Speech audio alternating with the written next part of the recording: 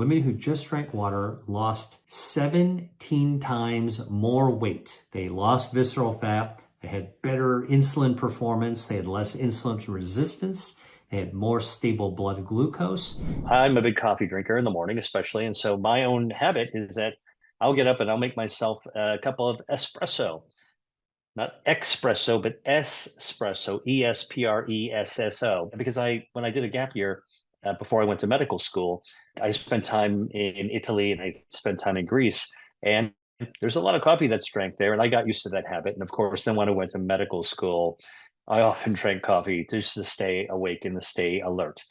Now, espresso, you can do in a lot of different ways. I like to make it in a Bialetti, which is this metal container, and you grind coffee really fine. Medium roast actually gives you the most bioactives. All right. So I actually like the taste of dark roast coffee, but I know that medium roast actually has the highest levels of chlorogenic acid. Chlorogenic acid is good for the metabolism, good for the circulation, protects my stem cells, good for my gut microbiome, as antioxidant, and it actually boosts my immunity as well. And so this is something that I want in my body. The first thing I put into my mouth. All right, boom, a cup of espresso. Medium roast actually has the highest levels of chlorogenic acid. I brew it myself.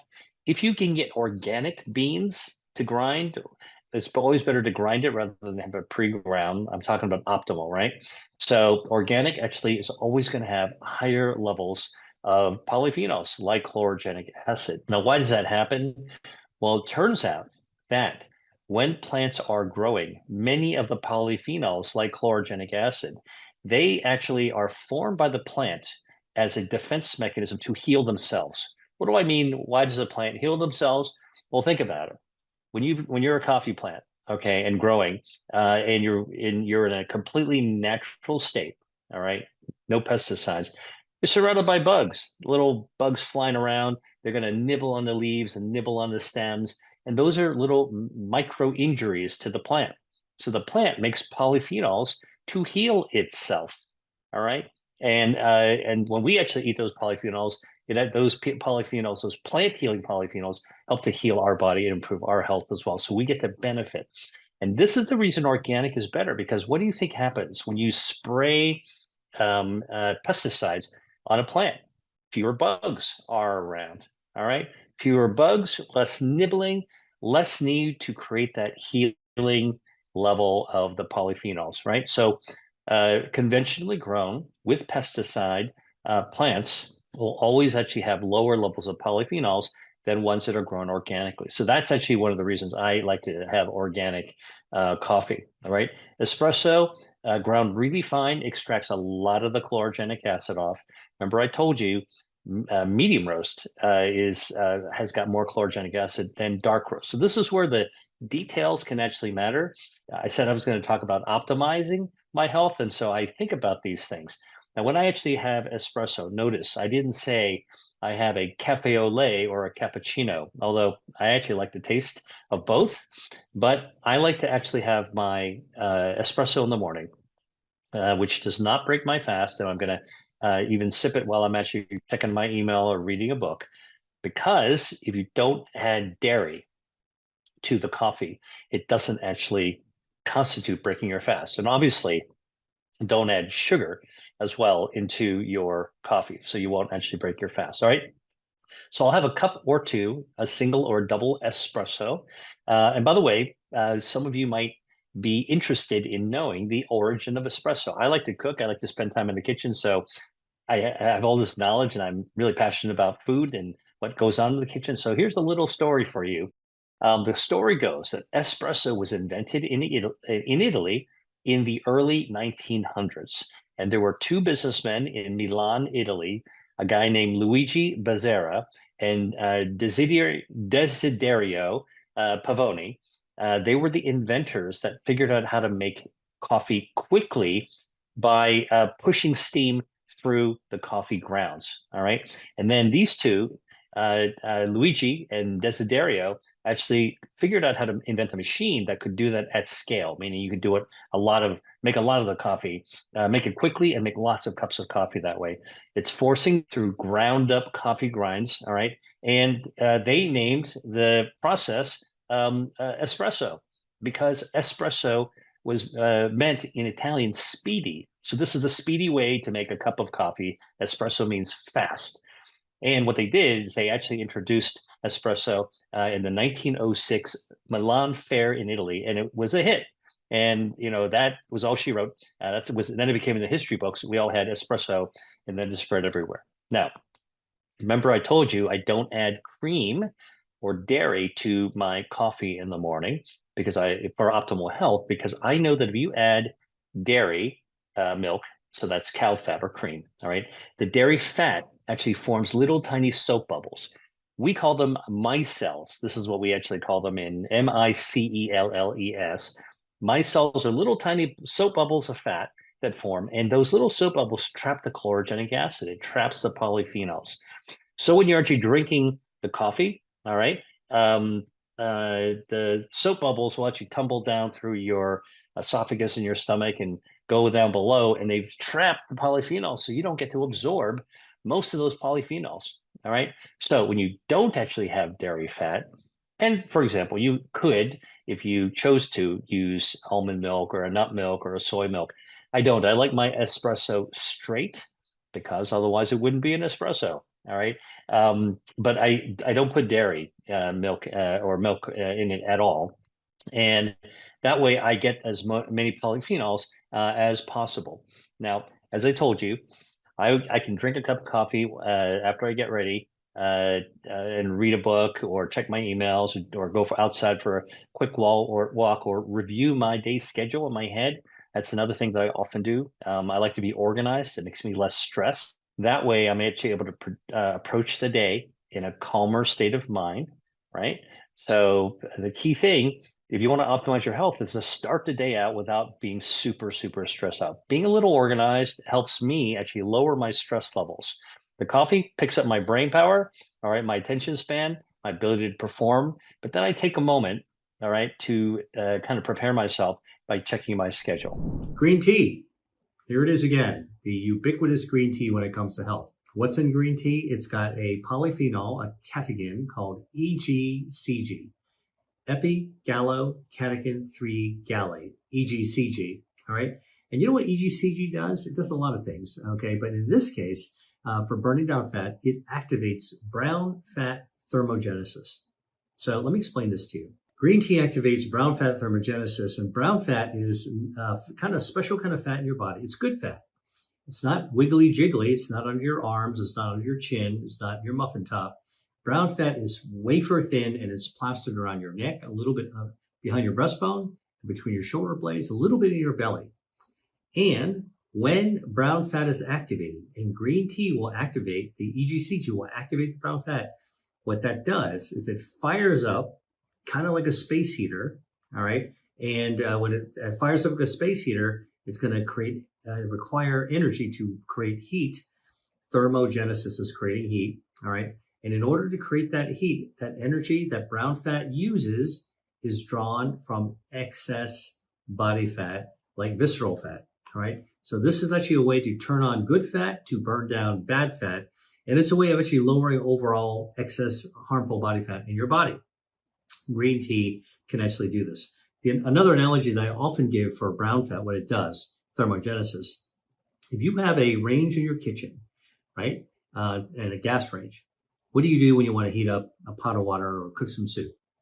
Go to the range, you turn on the knob, the dial, and you go click, click, click, click, whoosh, right? That's what happens. Now you can put the pot on, you can boil it. Now, when you go click, click, click, whoosh, you're actually drawing fuel, gas from your gas line, maybe a gas tank by the side of your house, or maybe town gas, into that burner, and then when you ignite it, whoosh. Now you got that flame. That's exactly like what brown fat actually does, and it's burning down the fuel from your excess white fat. Okay, that's bad fat. Good fat versus bad fat. Green tea can actually do that. Now, how do we know that it actually works? Well, this has been studied in the laboratory, and green tea and EGCG can actually have that effect on brown fat when you study it in the microscope in the lab. But more importantly, it works in a clinic. It works in real people. So studies in Iran have looked at women, 70 women who are coming from a diabetes clinic, and they have metabolic syndrome. All right. Now, this is kind of on your way towards diabetes and otherwise badness due to excess body fat and problems with your metabolism. So, what are the signs you have metabolic syndrome? High blood pressure, high blood cholesterol, high lipids, high blood sugar, and a large waist circumference.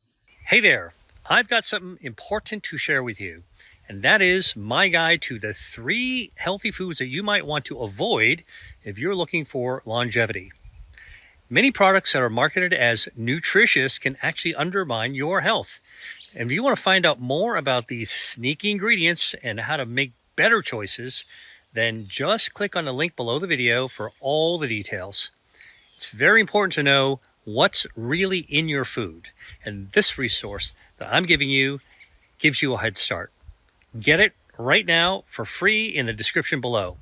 Or you can access the guide by scanning the QR code on the screen with your smartphone. Now, let's jump back into the video. Waist circumference is actually kind of a marker of how much body fat you actually have in a tube of your body, right? So everyone, whether you're a big person or a skinny person, your body and cross-section is a tube, and there's fat that actually grows in the middle of there, right? So what happens when your visceral fat, that's the fat inside the viscera of your guts, what happens when that fat expands? It's going to stretch out your tube. Now, think about that if you had a belt, okay? Belt size at normal, you get excess body fat. Look at that.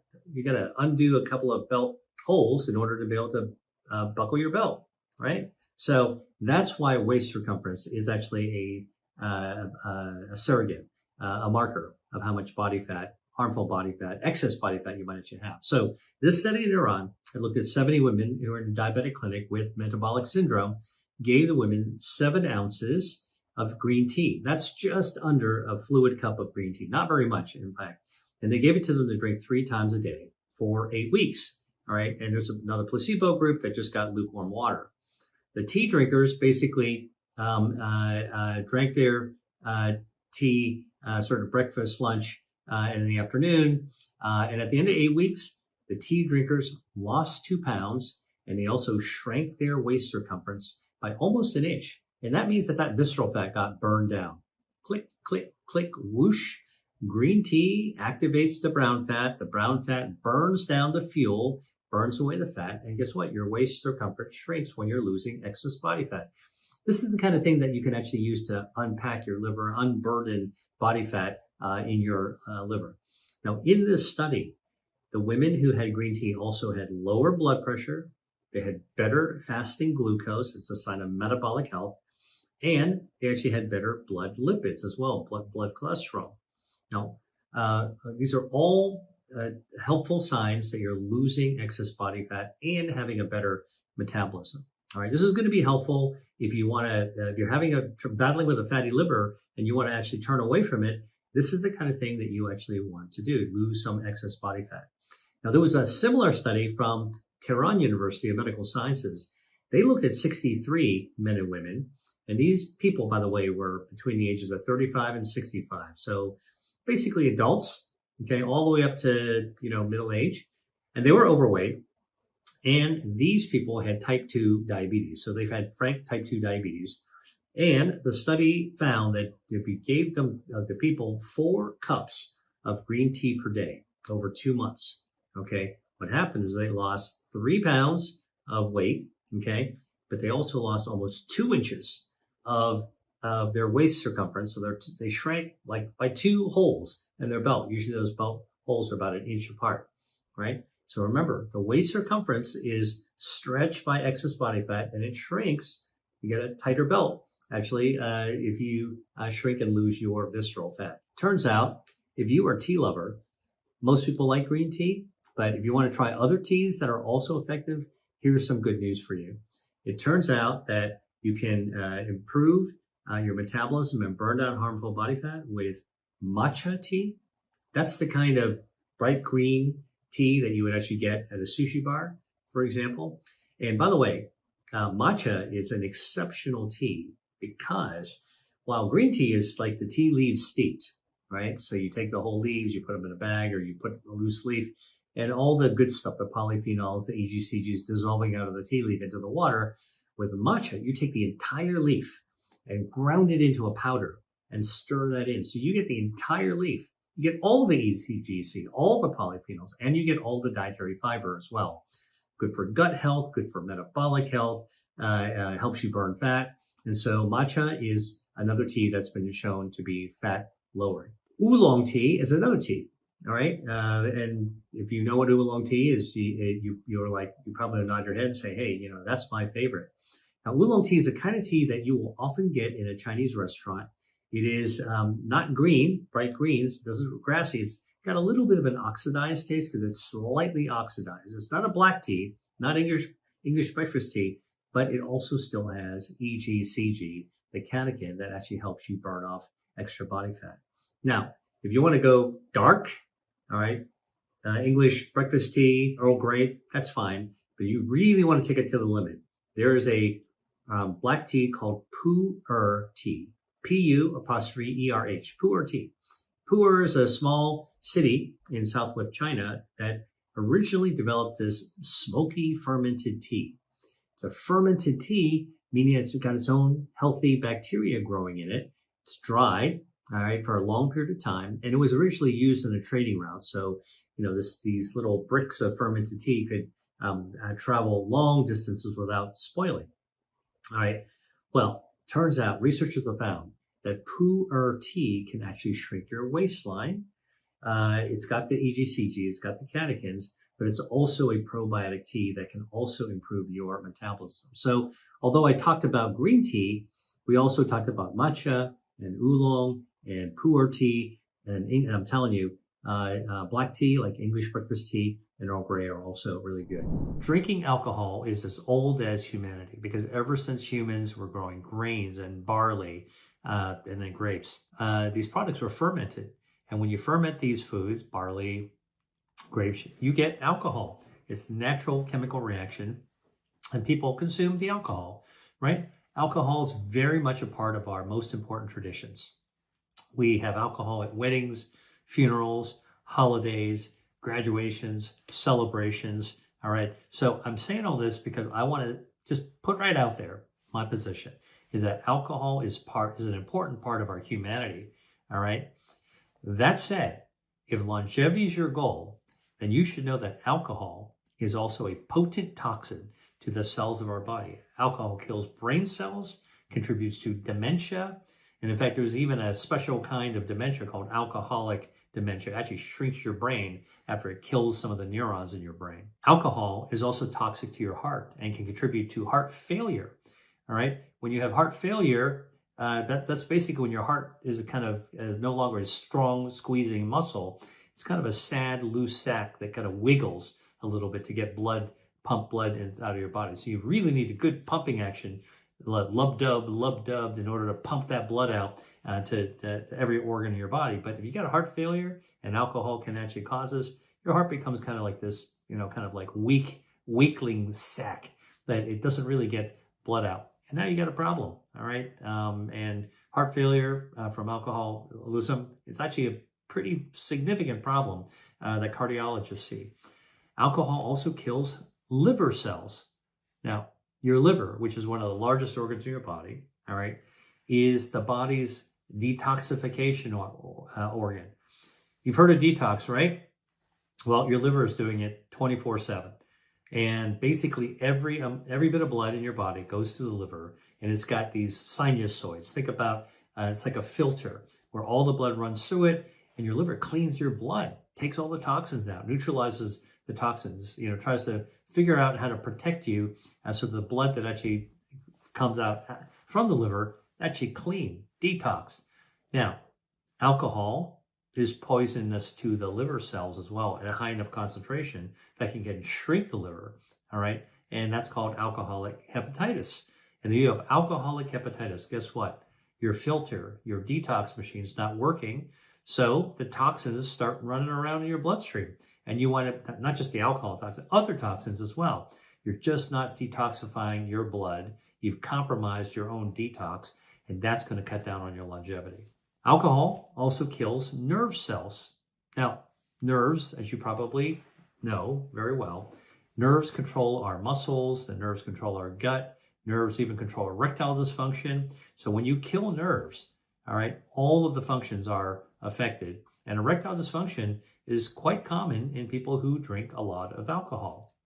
And of course, alcohol is also a mood killer. And in fact, you can be depressed by people who drink a lot are often depressed. So some people drink to escape from a bad situation, but alcohol directly affects the mood centers in your brain and in fact puts you in more of a funk, right? So you can, if you're already depressed and you're drinking, it will actually worsen your depression, all right? Alcohol also impairs good judgment. When it comes to your health, you want to have good judgment. You want to be in control and you want to make good, sharp decisions when it comes to your diet, your lifestyle, and even basic safety, right? Like driving, operating heavy machinery, doing anything potentially dangerous, all right, becomes even dicier if you're drinking alcohol. And you know this, right? So in short, if you want to actually achieve longevity, cut way down on your alcohol or eliminate it at all. Enough said about alcohol. I'm not here to lecture you about it. In fact, don't forget, I told you at the very beginning of this that alcohol is part of our humanity. What I would say is if you're going to drink alcohol, save it for those special occasions. And when you drink, don't drink very much and stay away from the heavy stuff, you know, like the liquors. Wine, beer, not the worst form of alcohol, all right? Okay, enough said about the harms of alcohol. You probably knew this stuff already. I'm not here to lecture you about it. In fact, don't forget, I told you that at the very beginning, alcohol is part of our humanity. So my recommendation is to keep alcohol, reserve drinking to those important life occasions, all right? And if you're going to drink alcohol, choose one of the alcohols that's less alcohol itself by percentage. Beer and wine have less alcohol than vodka, for example, all right? And if you're drinking, drink in moderation. Keep it to like one drink or less, all right? And never drink alone. And if you have concerns about your relationship with alcohol, definitely talk to your doctor about it. And your doctor, he or she, can give you more specific direction on how to protect your health overall. Top line, okay, on this thing is that for longevity, keep alcohol to a minimum because it is a toxin. Bone broth, all right?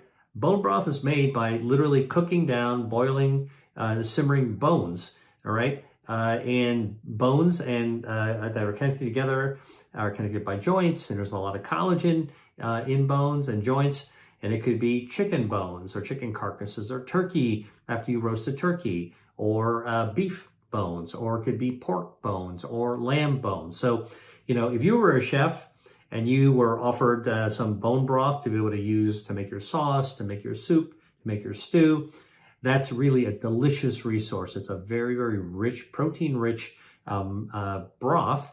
But if you want to have bone broth, basically from a biology perspective, this is the kind of collagen-containing foods that when you eat it and drink it, it actually gets digested up, and those collagen, whole collagen pieces get chewed up into little fragments that run into your bloodstream, and they can actually do all kinds of things, including help your body make more collagen. Now, I'll tell you how I've done bone broth, and you know, I'm an omnivore. I eat everything. I eat mostly a plant-based meal, but when there's a chicken roasted, or after Thanksgiving, there's a turkey carcass or a chicken carcass, what I do after cutting off all the meat, I take what's left, the carcass, and I put it into a big stock pot, big soup pot, like a heavy soup pot. You put the carcass in there, you fill it up with some water, and if you wanted to throw some onions, carrots, little garlic, that kind of a thing, right in there. And then you bring it to a boil, bubble, bubble, bubble, then turn it down, really low heat. So now it's boiled, and now it just kind of cools down, it's kind of simmering. Put a cap on it, and you can let that slowly simmer at low heat overnight, all right? And by the morning, you've actually kind of cooked into the broth all that collagen, all that rich protein. And of course, it's got the flavoring of any veggies, carrots, onions, etc. you might have put in there as well. Then when you actually pull the bones out, okay, there might be some pieces of joint, just pull that all out. Take all the boiled down veggies. They're not going to be really that great. Most of the nutrients are actually in the broth. Take them all up and you've got a clear, mostly clear broth. And that broth is highly nutritious. It's got a lot of protein in it. It's got a lot of collagen in it. And from that broth, that bone broth, you can begin adding, you can begin making it into a stew. You can make it into a soup. You can actually add veggies into it, et cetera, et cetera. But you've got this broth. Now, you can actually freeze it. So one little trick is that, you might want to use some of it right away, but you probably are going to be able to make more bone broth than you can use in an immediate setting. So if you've got ice cube trays, go ahead and pour the broth into ice cube trays, put it in the freezer, and then you've got bone broth ice cubes. If you do that over a period of time, you can actually have a big bag of bone broth ice cubes. Just keep that frozen, and you actually have bone broth whenever you actually need it. Staying hydrated is absolutely critical for overall health. Look, I don't have to tell you, if you got stuck in a desert and you didn't have water, or you ran out of water, you would be parched, and then you would be dehydrated, and then your kidneys would shut down, and then you would die. All right. But you don't have to get to that state before you actually start already not feeling really well. And so it turns out, quite surprisingly to me initially, that when you drink water, even drinking water can help to fight visceral fat. Now, this has been studied in the clinic. Researchers at the University of Nottingham in the United Kingdom looked at 71 women who were in a weight loss program and who were also overweight. And these were women who, didn't have good diets. For example, they regularly drank diet sodas. Now, what does happen in a diet soda? Diet soda has artificial sweeteners. Those artificial sweeteners damage your gut microbiome. When your gut microbiome, healthy gut bacteria are damaged, it increases your lipids because your blood lipids, your blood cholesterol, because healthy gut bacteria actually help to streamline your metabolism. It disrupts a lot of other processes in your body. It raises inflammation. It's exactly what you don't want to do. And don't forget, these women are already overweight. They had excess visceral fat. Now you damage the gut microbiome. So whatever inflammation was caused by the visceral fat, now you got even more because the gut bacteria is not actually fighting it. And so these women were drinking sodas, and then they took these soda drinkers and they divided the women into two groups. One group were not allowed to drink soda. They were given just regular water to drink. The other group actually kept on drinking the soda. So they followed these women for 12 months, for a year. Women who drank water as their beverage, guess what? Compared to the women who just kept on drinking soda, diet soda, women who just drank water lost 17 times more weight. 17 times more weight than the women who kept on drinking their diet beverage. I'll repeat that. Women who drank water as their beverage lost 17 times more weight than those who drank a diet beverage, right? Diet beverage, no sugars, non-caloric, shouldn't actually cause you to gain weight. But guess what? Because it damaged your gut microbiome, actually it interfered with metabolism. Now, the women who actually had water for their beverage also had lower levels of fasting blood glucose. So they lost weight, they lost visceral fat, they had better insulin performance, they had less insulin resistance, they had more stable blood glucose. So water isn't just for hydration. Water is actually helpful for your metabolism, and it actually helps you lose visceral fat as well. Now, we don't understand exactly how it works, but we think one thing that happens is that stretching your stomach with water makes you feel full. And when you feel full, you're less likely to overeat. So that might be part of it. You stretch your stomach out. It sends signals to your brain, we're pretty full. Even though it's just water, there's no calories in it. You're tricking the brain into thinking that you're more full, you got more calories than you actually do. So that might be part of it. But there are other ways that we are thinking about this, which is that the water in your stomach, and let's say it's room temperature or even cold water, guess what? Your body has to warm it up. And to warm up your core temperature, that water like inside your belly, your stomach, it's cold. It needs to be warmed up. It takes metabolism. Your body has a ramped up metabolism to warm that water. So this was studied by researchers from Humboldt University in Germany, and they took healthy and normal weight men and women, and these men and women were fasting. So they were fasting for like 12 and a half hours. Pretty easy to do if you don't eat anything after dinner and then you wait a while before you eat breakfast in the morning. You can get to 12 and a half hours of fasting. And then what happened is that in the morning, for the subjects, they actually got 2 cups of water to drink. That's all they got, okay? And then the researchers measured their metabolism, and what they found is that within 10 minutes of drinking a cup of cold water, 2 cups of cold water, the researchers who were measuring their metabolism using a process called indirect calorimetry. It's just a technique, a device to actually measure your metabolism. They found within 10 minutes of drinking cold water, 2 cups of cold water, the subjects had their metabolism increase. They did this in the morning because they didn't want food in the body. They wanted fasting, right? So the first thing they got to have is 2 cups of water. Within 10 minutes of drinking water, body's warming up, trying to warm up the water, metabolism increased. Now, that's within 10 minutes. By 60 minutes, guess what, of drinking water, the energy expenditure, the metabolism of the subject increased by 30%. So drink 2 cups of water, within 10 minutes, the metabolism started going up.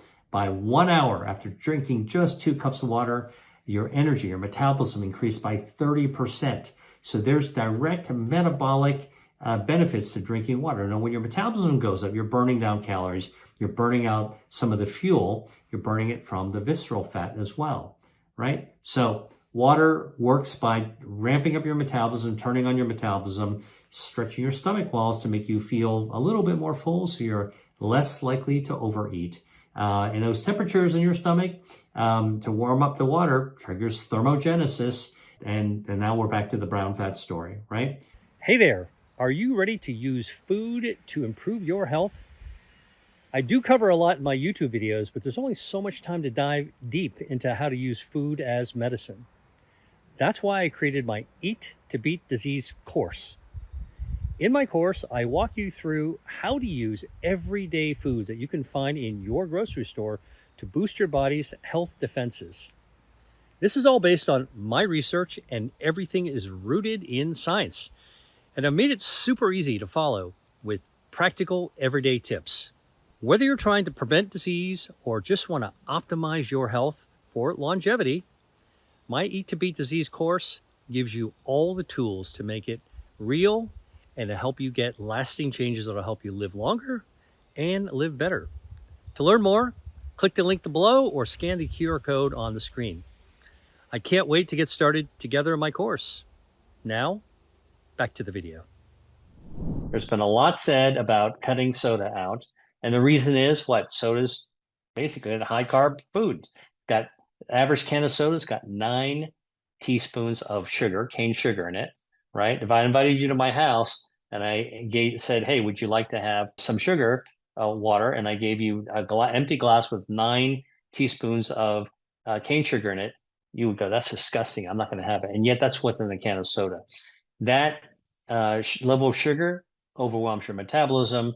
And again, you drink a can of soda every now and then, it's not going to hurt you. Okay. You drink it every day. And I knew people, for example, when I was in medical school, they would like drink a 6-pack or 2 6-packs of soda every single day.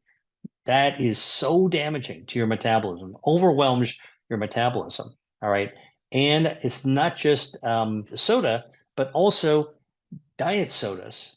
All right. That's not supposed to have carbs. Well, diet sodas damage it different way because some of the artificial sweeteners actually can damage your gut microbiome. But back to the sugar for a second. Clinical studies have shown that sugar-sweetened beverages like sodas increase your risk of metabolic disease. And once you have metabolic disease, metabolic syndrome, type 2 diabetes, now you are setting up for all the damage that diabetes can actually cause. That's been shown to increase the risk of dementia because it actually damages your brain health as well. Also damages your your blood vessels and your circulation. Remember, there's that 400-mile network of blood vessels in your brain. These are all good reasons to cut down or cut out your amount of soda. Now, there are also beverages that are not sodas that are also sugar sweetened. For example, if you look at some fruit juices or iced teas, you might get at a gas station or at an airport. A lot of times they are sugar sweetened. Take a look at that. All right, like lemonade. You think that doesn't have sugar in it? Guess again. It's got added sugar. The iced tea, lemon sweetened iced tea. Take a look at the ingredient label. You'll see that they've added sugar to that. That is a sugar sweetened beverage. Again, contributes to the increased risk of metabolic syndrome and dementia because it's damaging to the brain over time. Again, having a little bit every now and then, not a big deal. Having a lot regularly, you got a problem. All right. So that's where sugar and sodas, sugar sweetened beverages and sodas are things that you actually want to really, really be careful about. Tomato juice. Now, I happen to really love tomatoes, and tomatoes are a fruit, by the way, not a vegetable. And tomatoes have a bioactive called lycopene. Lycopene is a carotenoid. It actually helps to make a tomato red. And other red colored fruits like papayas and watermelon. Watermelon actually has even more lycopene than a tomato does. Lycopene triggers thermogenesis. All right. So tomatoes contain lycopene, and lycopene triggers thermogenesis. And studies have been done to show that this works. Now, researchers in Taiwan did a study in which they enrolled 25 healthy women, okay, who are of normal body weight. This is the key. These are females, women, normal body weight, and gave them just 1.2 cups of tomato juice to drink every day. Now, if you just gave me only 1.2 cups of tomato juice, I'd probably want to have some more. But so the point being that this is not a lot of tomato juice, but 1.2 cups of tomato juice to drink every single day for 8 weeks. All right. Most of these studies, 2 months, 3 months.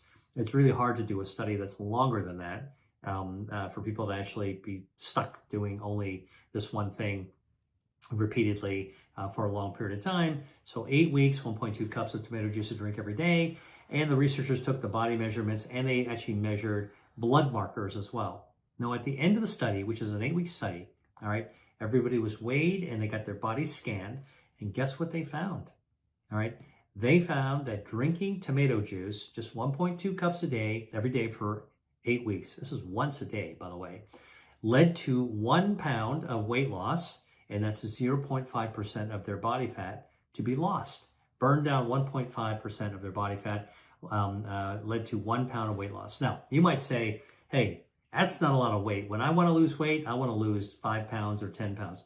I'm just telling you, this is the power of 1.2 cups of tomato juice with lycopene in it that activates thermogenesis. That's the point, all right? And by the way, when they were measuring the body composition of these subjects who were drinking tomato juice, the tomato juice drinkers, their waist circumference shrank by 1/2 inch. Remember, the waist circumference is the circumference in a tube of the body. When you burn down excess visceral fat, click, click, click, whoosh, the circumference shrinks down, right? You can actually tighten your belt loop 1/2 inch caused by just 1.2 cups of tomato juice. Pretty cool. It means that they lost visceral fat. Now, I'll give you a little pro tip about tomato juice. One thing is that, if you're going to go out to buy tomato juice, commercial tomato juice, be really, really careful. All right. Before you buy it, turn it around and look at the ingredient label and make sure it doesn't have added sugar.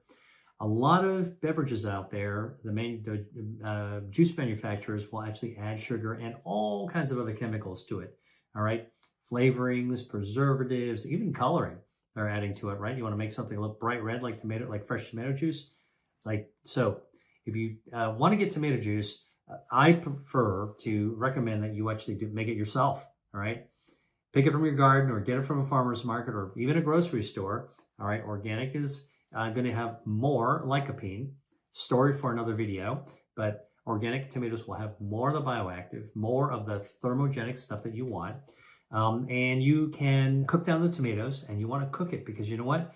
You actually get better absorption of lycopene when you actually cook down the tomatoes, then puree it. You want to filter it if you like, but just dietary fiber. So maybe just puree it really fine, and then you refrigerate it, and you can make yourself a really nice tomato juice. One of the things I actually like to do is squeeze a little bit of lemon in it, citrus.